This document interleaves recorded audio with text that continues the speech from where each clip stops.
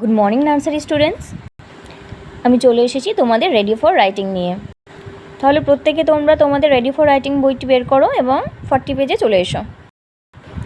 এবং দেখো, এই পেজে তোমরা দেখতে পাবে একটি ছবি এবং এস লেটারটি। এটি হচ্ছে শিপ। শিপ মানে জল জাহাজ। তোমরা বার কয়েক পড়ে নাও। এস ফর শিপ, শিপ মানে জল জাহাজ। এবার দেখো, শিপের স্পেলিংটা এস দিয়ে শুরু হয়েছে, সেই জন্য আমরা কি বলবো? এস ফর শিপ মানে জলজাহাজ। তাহলে এস লেটারটা তোমরা আগেই চিনে গেছো। এখন আমরা যেটা করব সেটা হচ্ছে স্টেপ ফলো করে এসটা লিখতে শিখব। চলো তাহলে শুরু করি। দেখো, এটা আমরা দুটো স্টেপের মধ্যে করব। প্রথমটা দেখো, এখান থেকে শুরু করব, যেন অনেকটা ওর মতো হবে, কিন্তু ও হবে না।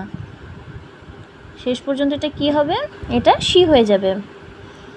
তারপরে দেখো, এখান থেকে তোমরা এটাকে গোল করার চেষ্টা করবে, কিন্তু গোল না করেই ছেড়ে দেবে, অর্থাৎ উল্টো সি হয়ে যাবে এই জায়গাটা।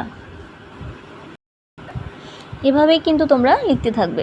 দেখো, প্রথমটা দেখো, এখান থেকে শুরু করবে, এটা হলো সি, অনেকটা সি এর মতো, সি নয়। তারপরে হবে এখান থেকে উল্টো সি।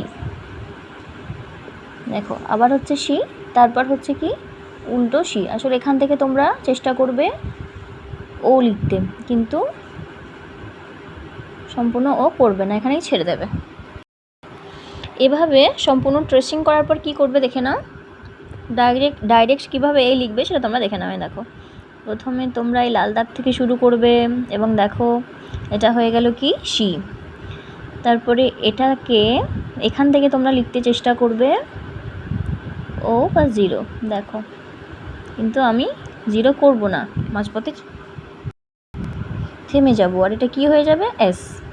দেখো, এই প্রথমে এতটা করব, তারপর এটাকে এভাবে বেঁকিয়ে দেব।